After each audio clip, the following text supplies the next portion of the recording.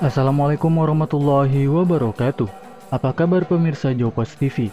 Senang sekali Salafi Banten kembali hadir mengikuti waktu istirahat pemirsa dengan tayangan menarik dan inspiratif dari Pondok Pesantren Salafiyah.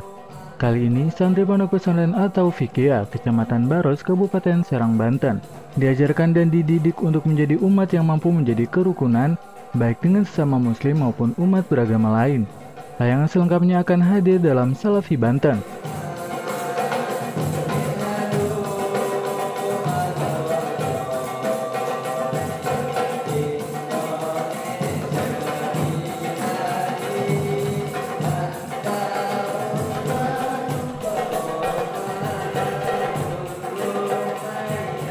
Setiap hari, sesuai jadwal yang telah ditentukan, santri biasanya berkumpul di majelis pondok pesantren atau fikih bersama Haji Pepi Muzaki untuk berlatih fasoha.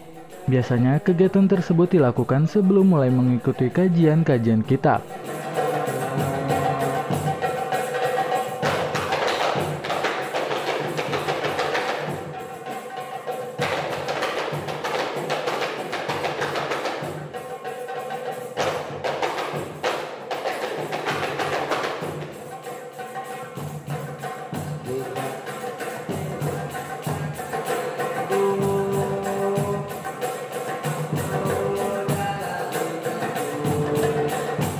Usai mengikuti fasoha, santri melanjutkannya dengan wiridan bersama Ustazah Fatul Jannah.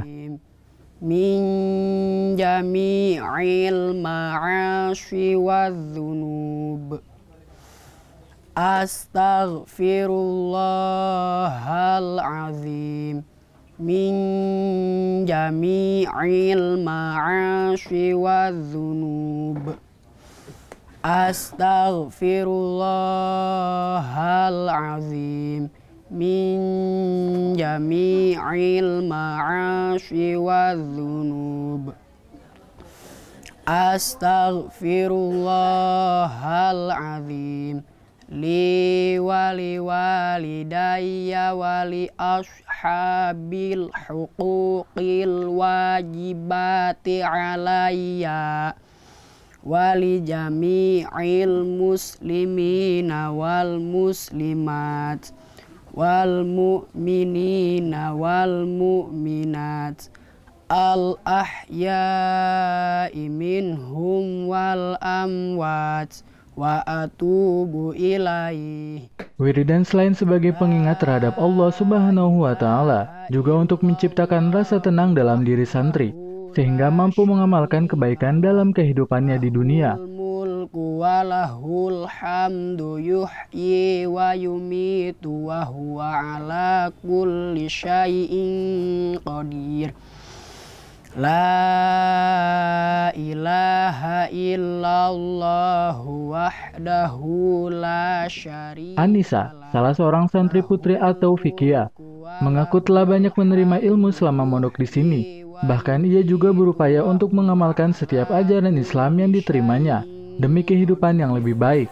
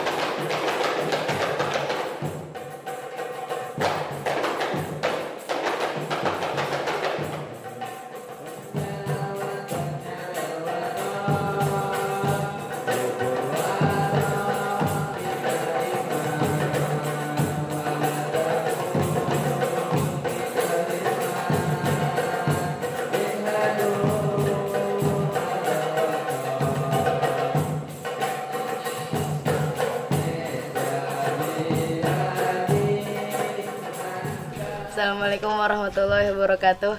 Nama saya Lailatul Fadilah, asal saya dari Paneglang dan saya berada di pesantren Salafi atau Fikih sudah 5 tahun. Saya merasakan betapa besarnya banyak ilmu di pondok pesantren Salafi atau Fikih ini, dan untuk memperdalam banyak ilmu itu ya memasuki pesantren gitu. Seperti kitab-kitab dan amaliyah yaumiyahnya juga banyak, seperti sholat sunnah dalam malam Senin gitu, ada sholat taubat, dan malam Selasa ada takahan marhaban, malam Rabu ada sholat tasbih, malam Kamis ada sholat hajat, dan malam Jumat ada yasinan gitu. Untuk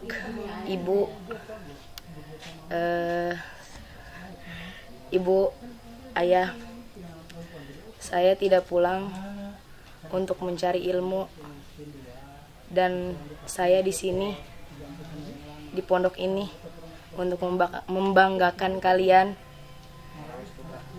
dan saya akan pulang membawa ilmu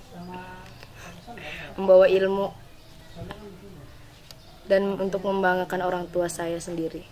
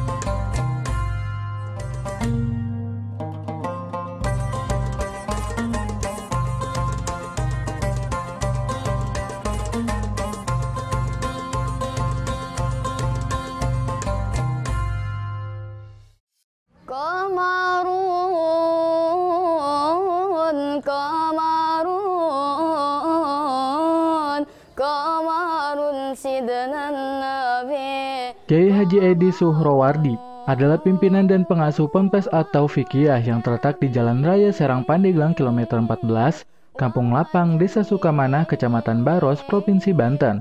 Sang Kiai mendirikan pondok tersebut selain sebagai sarana ibadah baginya, juga agar memberi manfaat bagi umat terutama santri.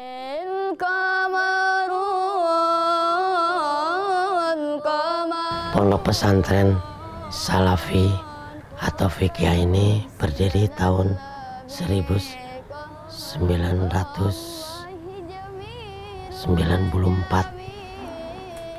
Ya, sampai sekarang kurang lebih 24 tahun. Dalam perjalanannya ya memang mengalami pasang surut di dalam pengembangan pondok salaf ini.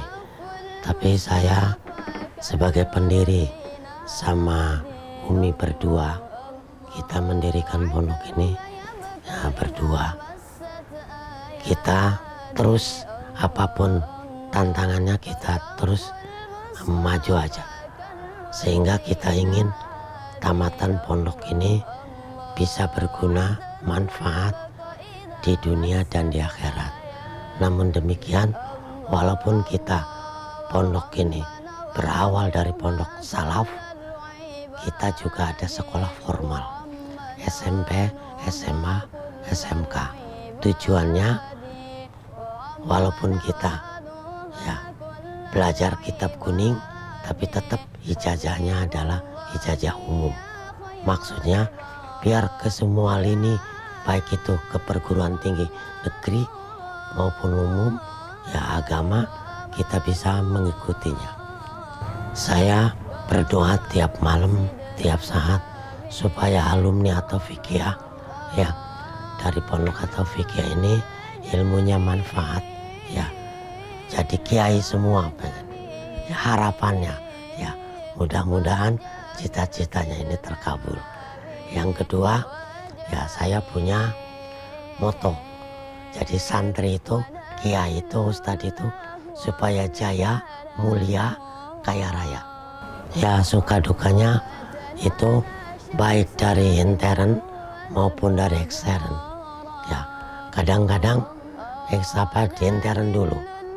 Nah, ustadz, guru, ya tadinya sudah stabil ngajar, tahu-tahu mengundurkan diri. Sehingga kadang-kadang karena nggak ada gantinya, ya kita harus mencari ganti, terus kita ganti apa yang ada aja dulu. Terus di luar kadang-kadang ya karena kita ini sekolah dengan pesantren gabung jadi satu, kadang-kadang orang itu belum paham tujuan kita ini, sehingga ada yang mengatakan ya pondok ini mau diobok-obok dengan sekolah umum, padahal tujuan kita fid dunya hasanah wa fil akhirati hasanah, biar imbang, dunianya imbang, akhiratnya juga imbang. Pesan saya khusus kepada alumni dan kepada umat Islam, tanah yang saya beli dari depan ke sini kurang lebih ada 3 hektar. Itu sudah disertifikatkan wakaf. Dan ini adalah untuk kepentingan umat Islam. Siapapun yang menggantikan saya, yang penting mereka adalah mampu dan siap ya memajukan pondok pesantren atau fikih. Jadi sekarang ini atau fikih ini bukan milik saya sendiri, tetapi milik umat Islam, untuk kepentingan umat Islam.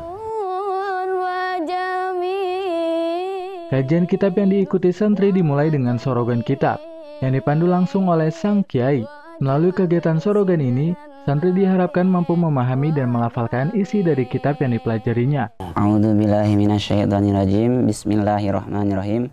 Qala musannifu rahimahullahu wa nafa'ana bi ulumihi fid dharaini amin. Faslun utawi iki iku fasal wa sholatul jum'ati utawi sholat Jumat lirrijali kadue laki-laki fil faraidi ing dalam pirang-pirang fardu ghairil jum'ati selain Jum'ah iku sunnatun muakkadatun, sunnah yang dikuatkan indal musannifi menurut musannif, wa rafi'i lan menurut Imam Rafi'i, wal as-sahhu dan menurut pendapat yang paling sahih indan Nawawi menurut Imam Nawawi, annaha satuhune salat Jumat iku fardu kifayatin, fardu kifayah, wa yudraku lan mengikuti siapa al makmum al jamaata ing salat Jumat ma'al imami beserta imam fi ghairil jum'ati ing dalam selain Jumat malam yusalim ma barang lam yusalim belum salam siapa imam atas limatal ula ing salam yang pertama, wa in lam yaqud maka ora duduk ma'ahu beserta imam, amal jama'atu adapun jamaah fil jum'ati ing dalam Jumat fa fardu ainin maka fardu ain, wala tahsilu maka ora hasil bi aqalli kelawan sedikit min raqatin saking 1 rakaat, wa yajibu lan wajib alal makmumi ing atas makmum apa anjanwiya niat apa i'timamu niat makmum aul i'tiqadu atau mengikuti bil imami kelawan imam, wala yajibu lan ora wajib apa. Usai mengikuti sorogan, santri juga mengikuti kajian kitab melalui bandungan. Kali ini kita Fathul Qorib tentang fikih bab jual beli. Wa nafa'ana bi ulumi fid dharaini amin. Kitab kami buyu'i wa ghairiha minal muamalati. Kitabu ay hadza kitabu utawi kiku kitab kami menerangkan pira-pira hukum al-buyu'i tentang jual beli, wa ghairiha lan saliyane buyu lan dan selain jual beli, minal muamalati saking muamalat. Kalau nyambut gawe kata orang Jawa mah muamalati dari muamalah jual beli.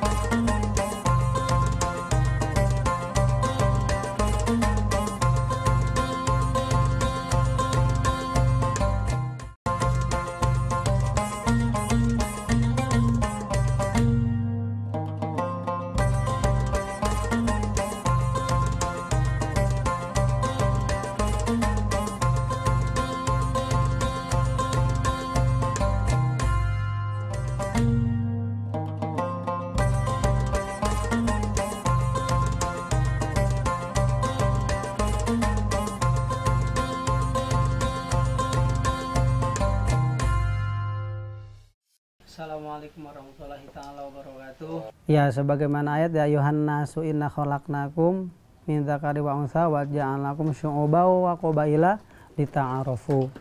Jadi sekarang kita jangan terlalu mudah memvonis orang, jangan terlalu mudah kita bikin menjas orang. Apalagi ya semua agama Islam, semua agama menurut ajarannya masing-masing betul. Apalagi sekarang yang paling miris adalah ada santri yang mengkafirkan ulama. Ada orang yang tidak belajar ilmu di pondok, ada orang yang tidak tahu tentang dalilnya, dia cuma belajar di YouTube, dia cuma belajar di Google, tiba-tiba sudah belajar, tiba-tiba dia sudah merasa yang paling benar. Nah, makanya pada santri-santriku, kepada kaum muslimin, ayolah kita kedepankan yang namanya tabayun. Berita itu dari mana? Berita itu betul atau tidak?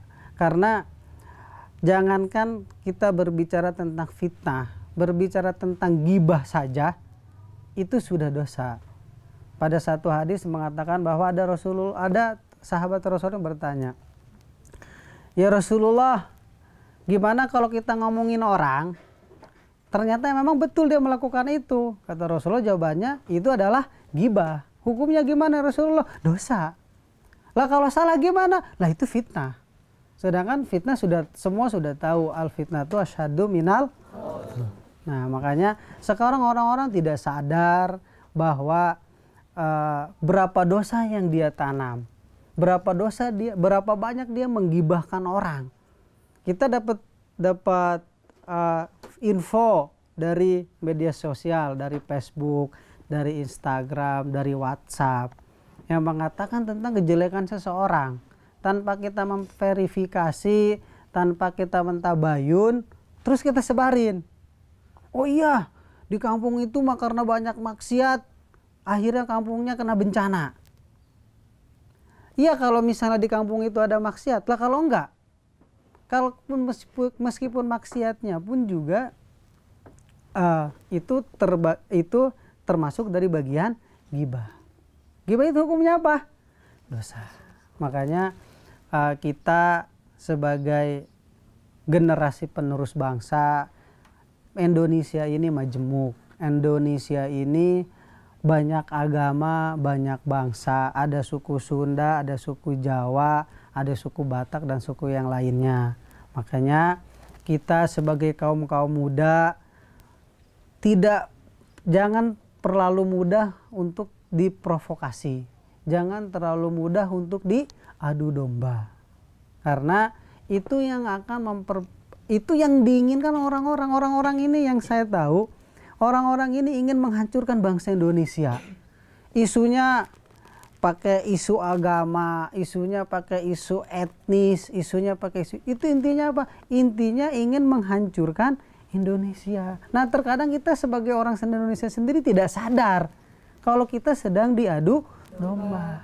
Nah, makanya ayo kalau misalnya ada berita, ada yang tidak baik. Nah, kalau beritanya baik gimana? Nah, kalau beritanya baik nggak masalah, memuji orang. Tapi kalau beritanya sudah ngomongin orang, sudah apalagi sampai membuka aib orang, nah itu harus kita kasih tahu, sudah sih. Jangan jangan dulu ngomongin orang lain. Kita introspeksi kepada diri kita udah bener belum? Jangankan kita ngomong udah dia kafir ya gini. Lah kita sholat aja masih bolong-bolong. Iya enggak? Lah jangan bilang katanya, apalagi kemarin baru baca berita ada orang yang dia ngaji aja nggak bisa sudah mengkafirkan ulama di Banten. Nah itu ngajinya di mana? Jadi kenapa kok dulu ulama sekarang banyak sekali dai, tapi yang timbul ada perpecahan. Berbeda dengan dulu. Orang dulu dai itu sedikit, tapi menciptakan suasana yang hadam, menciptakan suasana yang rukun. Itu kenapa? Karena kalau kayak dulu mah dipuasain, malamnya dizikirkan, sebelum dia ngomong sama orang lain, dia sudah melaksanakan duluan.